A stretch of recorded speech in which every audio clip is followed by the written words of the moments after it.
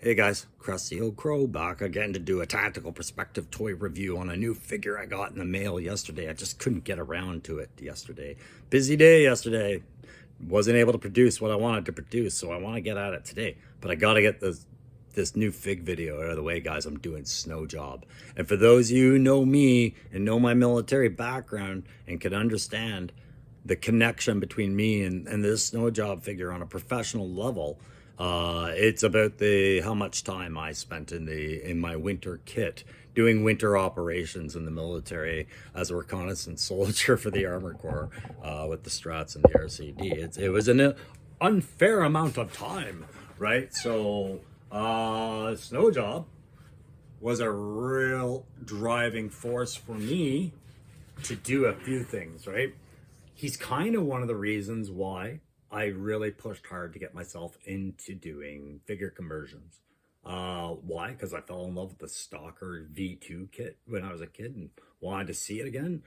No, it's and he had no support.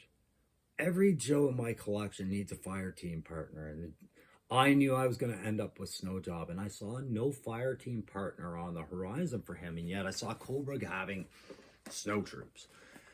And I was like, man, if they don't get to it, what options are available to you? And you know the Crow, I can bitch and moan like others. I can spend all day being negative about some of the aspects of Hasbro and the big plan, their big picture on how they're going to handle releases and what they release and what gets changed and things like that. Sure, I could do that.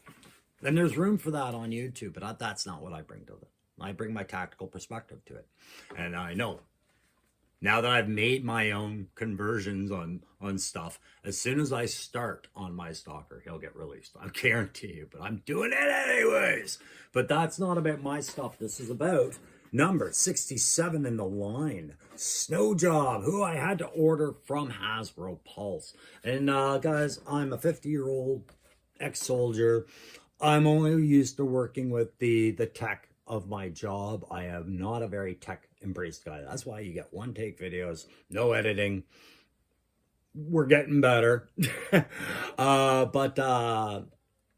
Yeah, I have had nothing but hard times when I go onto a lot of websites and try and get stuff out of Walmart.com was just a pain in the ass. And I was very reluctant to get onto Hasbro because they had no Canadian menu for me to see right away when they said pick your region. Everybody else was there but Canada. So I just kind of held off. I was like, well, I'm not sure how far down I have to go before they give me an option for Canada. And it seems like that's going to be an extra cost. And it wasn't. So, and it was a lot faster shipping than I thought it was going to be. I ordered this last week, early last week. I ordered 2 figures because I just was tired of not having them in my collection and talking about them all the time.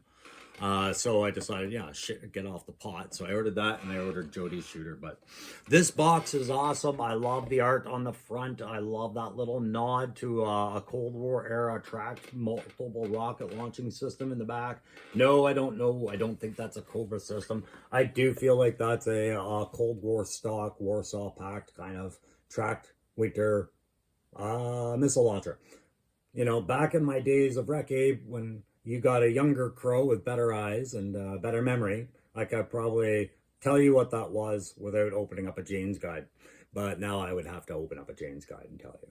Okay, so you got that digital render of all the kit he comes with. And my God, yeah, it looks small, but it fills that corner. But look at how big the head is compared to the size of most of the kit in this. This is a plastic dumping ground, and it's awesome. Love the side art, love Snowjob. I do. I just have one bone of contention, Hasbro, and it's just, why couldn't you have given Canada this one? If you're going to have one Canadian Joe that we would have picked and said, that represents us, and yeah, we know it's fucking cliche, Snowjob would have been it. It would have. The amount of East Coasters from Newfoundland that I've worked with that fit the Snowjob personality we've seen in cartoon and in print, about the con artist and the social manipulator, the guy who, you know, he's really good at his job, but he doesn't enjoy it necessarily. It's just a, that's some bias. I gotta do this. It's the Newfies, man. Do yourself a favor if you're a Canadian and you haven't seen why Uber won't work in Newfoundland. Go watch that. It's a real good exposure of what it is to hang out with an energetic newfie. And if you're an American looking to say, where did that cliche come from that they all say a boot and things like that and buy, it's from that side of the country. They're comparative to your Minnesotans, I think, and people with those thick older accents. So I would have, if I had written Snowjob, I would have kept Harlan all the same, except he was from Newfoundland for sure, from the Rock Bay. Listen, either Newfoundland or Cape Breton. Okay, and that would be the only change. That would be a Canadian Joe right there. Everything else the same. So the file card really quickly, and then I'm going to take you. I'm going to grab that, Joe, and we're going to have a look head to toe and give that play grade, tack grade. But Harlan Moore, who is an Arctic ski patroller for his primary specialty and a rifle instructor for his second, which makes sense if you're posted up north. I mean, if you're either patrolling, you're skiing to stay warm and stay active, or you're shooting to keep your skills sharp, maybe take down an animal if the season's right for it, and maybe treat yourself. But my God, you're probably just teaching the rangers, the First Nations communities up there, the volunteers for their communities, how to shoot their rifles, and really just not be bored. Those postings tend to be boring and cold. And I'm talking about way north, guys, like Northwest Territories, Nunavut, and I don't know what you guys got going on in the rural areas of Alaska, but I picture it being the same. Anyways, he's from Rutland, Vermont. Sorry if there's anyone out there in Rutland, Vermont right now, if you see my face doing that, but should be from Newfoundland by.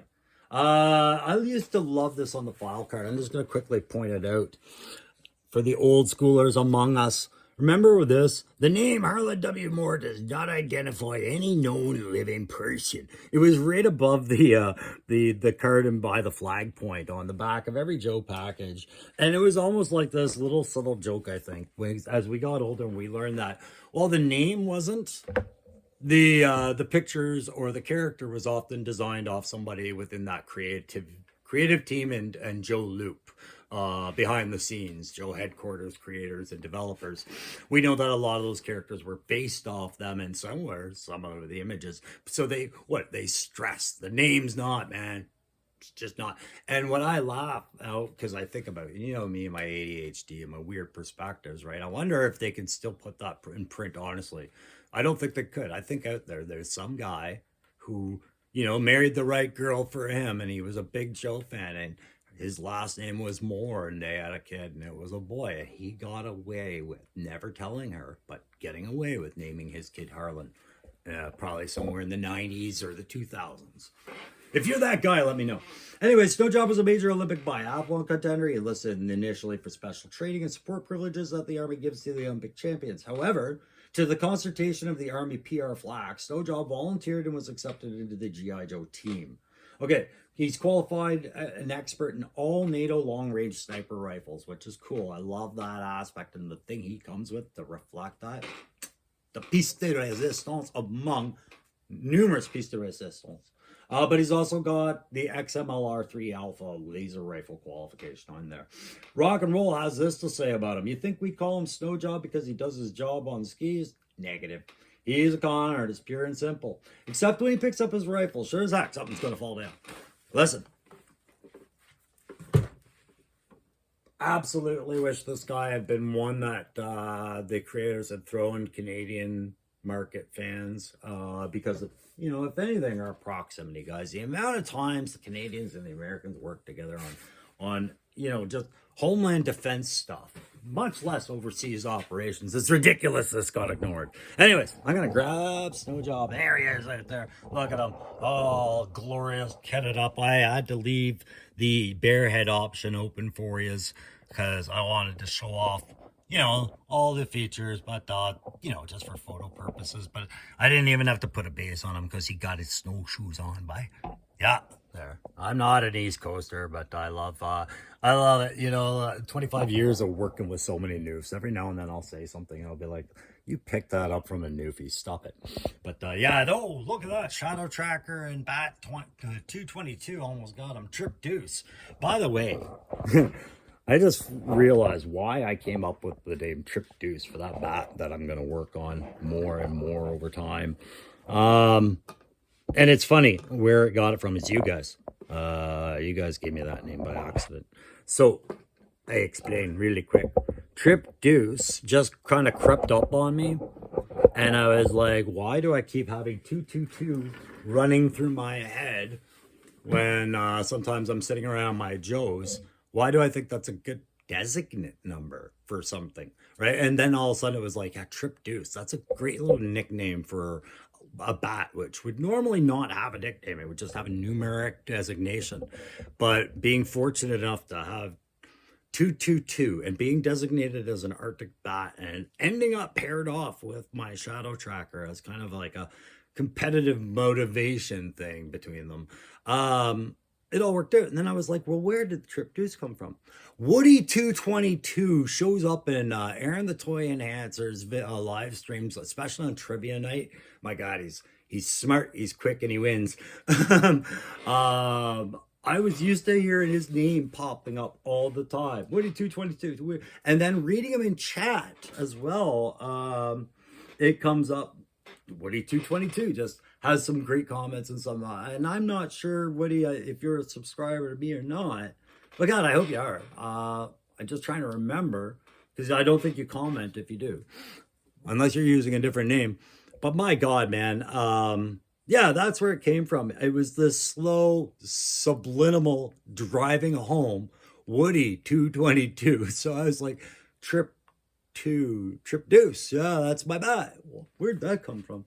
Anyways, it's not about that. It's about Snowjob, guys. And I'm going to move the camera down a bit because I kind of want to put them down on something. So pardon me while I shuffle some shit around, as I always do. But there you go. Like I said, those feet lock in beautifully into those snowshoes. I was kind of worried they were going to be a cheap flippy floppy kind of, representing a snowshoe, but lacking firmness and, or lacking good fit. No, not that problem at all. These were a phenomenal fit.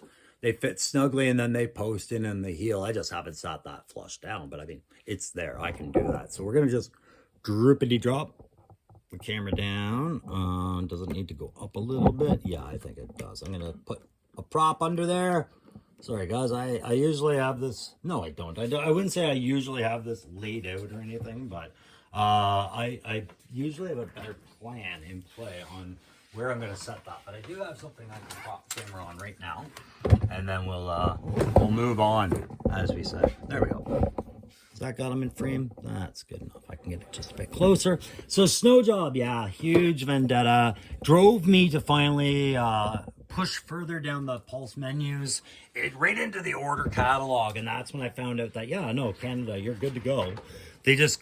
You basically treat us as your 53rd state, I guess, or something. But the shipping and handling is a bit different, as some of you guys have been finding out. When you've sent me things, you kind bastards, and I've sent you stuff, and I've known about it. But I feel like Canada kind of has a lower shipping cost to send things to the States than the States has to send things to Canada. I'm not sure. I haven't looked into that to prove it, but I do get that vibe when I see the comparatives of what I've sent people, what's been sent back, and what I've heard is being paid. I'm like, we're using the same service, like the same amount of time and security with it. It's different. So I feel like Canada Post is cutting us maybe a bit of slack that they're not giving, like the US Post isn't giving you guys. Like our health care. God damn it. So let's do that. From the head down. So what you're looking at here is that awesome head sculpt that you get to, right? And I know Punk with Toys, Lawrence, he did something about his. He was like, I'm not wasting that good head sculpt. And his logic behind wanting to do a Snowjob custom was beautiful. It was perfect. And it was eventually, I would hope that I'd cross my mind, but as soon as he said it, I was nodding in agreement going, that is a great point. what does Snowjob do when he's not up north, right? What does he wear? Is he, you can't tell me he's walking around Joe headquarters. So I mean, well, I fumble with it. You can't tell me he's walking around Joe headquarters wearing all his winter gear, sweating his balls off all day, every day, right? That would make absolutely no sense. He's got to have another uniform that he wears when he's just sitting around the pit shooting the shit and swindling the boys.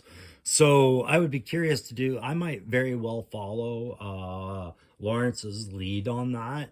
He used a Recondo Tiger Force body to represent his, and it worked out really well. And again, it allowed him to put that Snowjob head out there without necessarily having to set up a whole Arctic symmetry for it.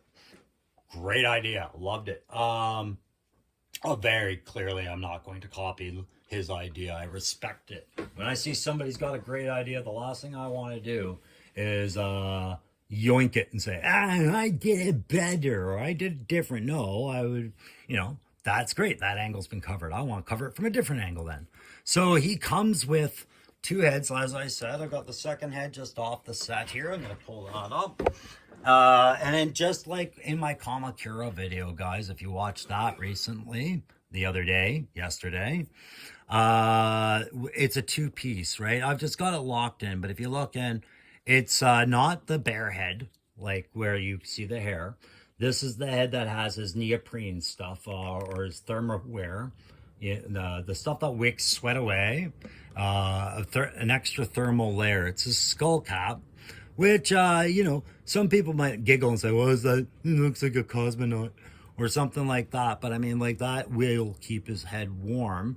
It's just, he would probably have another toque to put on over that or some other things rest before you resort right to a hood, But you would take that toque off and go to the hood. I'm just saying there's a midway point. There is a piece of head kit missing between this and this, that we would transition to, and that is the toque.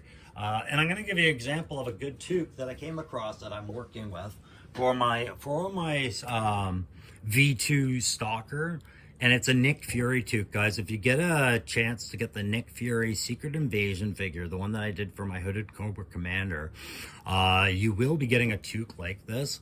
Just a little bit of heat, either through hot water or through the hairdryer, will form that to a lot of different characters' heads. But Stalker, I just test fitted it the other day, and yeah, man, that worked. So I'm just saying, it would be good. I don't know if a toque will work on him because of the way that the hair is so pushed out. But it would have been nice to try. He does have these removable polarized lens goggles we got there. And you can see the alternate piece of the neck. You've got a hoodie feature here. And that is awesome. I love that. Not the hoodie, but the hood feature to show that this is folded down. Yeah, it's a detail you gotta have if you're gonna, give us a choice. That hood doesn't just disappear, right, buds? But what it also did was it sparked me and it gave me a design to work off of because I do want to make some Arctic customs. I am going to have to generate a piece like this. And I don't have a 3D printer set up. I have two in a box, but I got no resin and I haven't really learned the software. I'm going to hand make these for a character, at least one. And it's either going to be a Scarlet character or a different character. If I can't make the Scarlet Arctic Kit Bash work, that will be a different Joe. But yeah, I'm going to try and do that. So I'm going to open them up and show you just how plain everything gets once you get past down the head, right? So he's got a neck gaiter on. That's why his neck is white. It's not a mispaint or anything like that. That is the path of flow for his neoprene stuff when he is right bundled up. Okay. In fact, this head kind of f's up the intent of the design by not having a little piece where all that's wrinkled down under his hairline, like he's pushed it all down off the skull cap. But it's fine, it's negligible. Those who know would notice. Those who've never bundled up and gone up to the North Pole or Alaska's rural areas or Northwest, they might not be familiar with that kind of headdress and would never pick up on it. And maybe I've got it wrong, but that's how I see it. And that's my tactical perspective. Anyway, so the rest of the jacket, it's very thick, but it's very workable because it's not actually an extra layer. It is the whole. Well, I mean, it is, but it is and it isn't. It's, how do I say this? The extra layer is just the waist part. All of this is just one piece, like one piece for the upper torso, one piece for the mid torso, and then, you know, the waist. So it's just as articulate as, say, a Firefly or a Storm Shadow Kamakira character, in that there's no real kit obstruction. This cross-belted vest piece is so high set that it doesn't interfere with the flex, right? The arm pieces, good swivel. I had to loosen this up a lot, and I thought this whole pardon me while my hand gets right in the shot. I really thought the whole arm and chest torso deal would be really affected by the density of his jacket, and you know, it being polar. I thought, okay, it'll be really thick, so there'll be limited movement available. Not at all the case. No, you can do with this what you can do with any other character. So I was really impressed by that. Yeah, he's got that simple, it's just like with Falcon, that's just a rubber piece add. If you wanted to take it off for whatever reason, you could do so on a heat disassemble. And you can watch lots of videos that show you how to do that. If you haven't seen mine, you go watch somebody else's if you're getting into that. Okay, moving down again, so it's a very simple white cam. It's very thick, dense kit. Underneath you'd be wearing, you know, another layer of probably thermals and under like the long jaw and stuff like that. So he could move around, but this stuff will protect him in all the environment cold, and it does affect your movement a bit if you do it wrong, but they've reflected this so well. He's doing it max right, and you can tell. I'm gonna take the backpack off for a second. It is huge, guys. Just show you really quickly that this is the pistol he gets. I don't know if that is, I feel like that's a familiar design we're used to seeing in silver paint, like with CoverGirl or something, but I don't really care. It's a good service pistol for him. And there goes one of the snowshoes. Trusty old crow, you never change. We'll just take the snowshoes off because it's going to help me prove a point anyways, or make an example. Let's pop that head off, actually. While we're doing that, we'll just dick barbecue. All right, so just like with Kamakira, you got to line it all up, right? And then I'm just going to press down. It might not pop in, but it did. And there you go. He's got his other head on there, right? All bundled up for play, Kenny. But let's make this about the backpack for a second. I'm just showing you overall, it's a very simple character, which you need to be an Arctic winter passable soldier. It's got to be either simple or camouflaged, but it's got to be thick. All right, I am not pulling the shit off that I put on here, but the two skis and the two poles, they, I would recommend, if you're going to get this figure and you are going to click all this stuff in place, get out that hairdryer, just give it a quick pass to loosen up these straps a bit.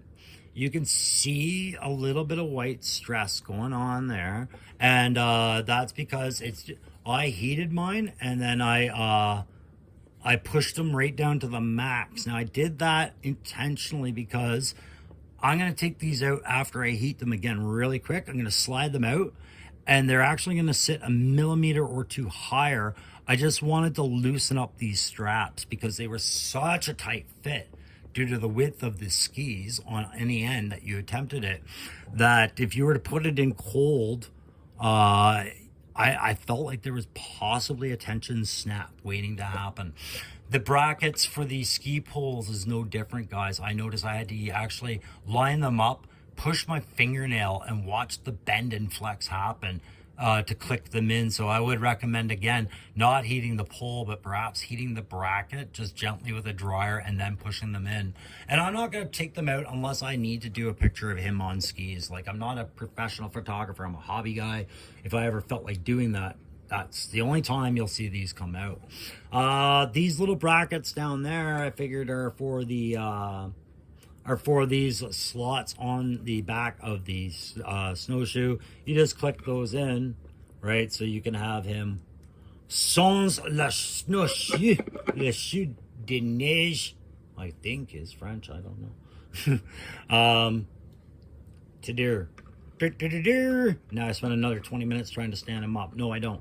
I'm going to quickly just show you that sniper rifle, and then we're going to call it. That is the rifle he comes with detachable mag, as is the custom around here. But he's got that big long-range sight. I was surprised on one thing and one thing only, and it's just going to be because they're going to end up reusing this glorious rifle anyways. But why they didn't polarize the lens cap, just because they already had the paint paid for with the lenses for the goggles for them, and to stress that Arctic difference. I'm just assuming that's a lens cap down and whatnot.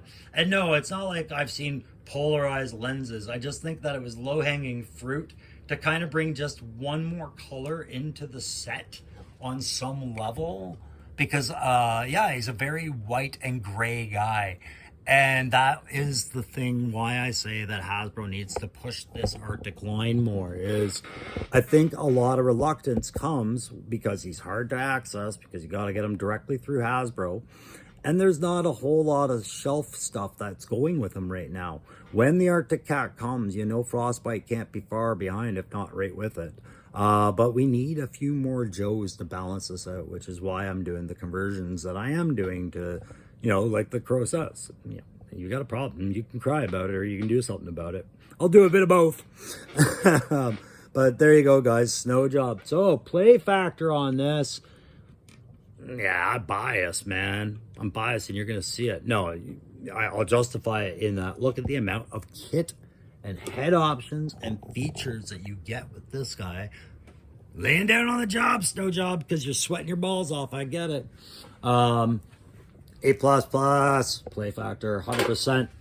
Yeah, man. Once he gets some supporting cast in the line to go with him, that play factor will go up, of course. So, yeah, my bias says it's an A++, but unfortunately, because of the way it's released and its availability and, honestly, the lack of support, I'm actually not going to give it that A++ at all. It's going to be a B+. Playability is great, but one figure is very limiting. Not enough bad guys, not enough good guys that go with that figure and in the environment that you specifically put him in by making him an Arctic soldier. Yeah, that costs you on playability. Tack grade, 100%. I don't give a shit. Yeah, there's some stuff I would have liked to see added on there. Just a little bit more, like perhaps a camouflage cover for his rucksack feature or something like that, but more just painted like that. But no, man, that rifle, those headpieces, the polarized lenses, the kit overall, the ability to ski cross country downhill and to snowshoe through really problematic regions, 100% A++ on the tack grade. Snowjob is what the hype has said. He is the superior Hasbro figure of his wave.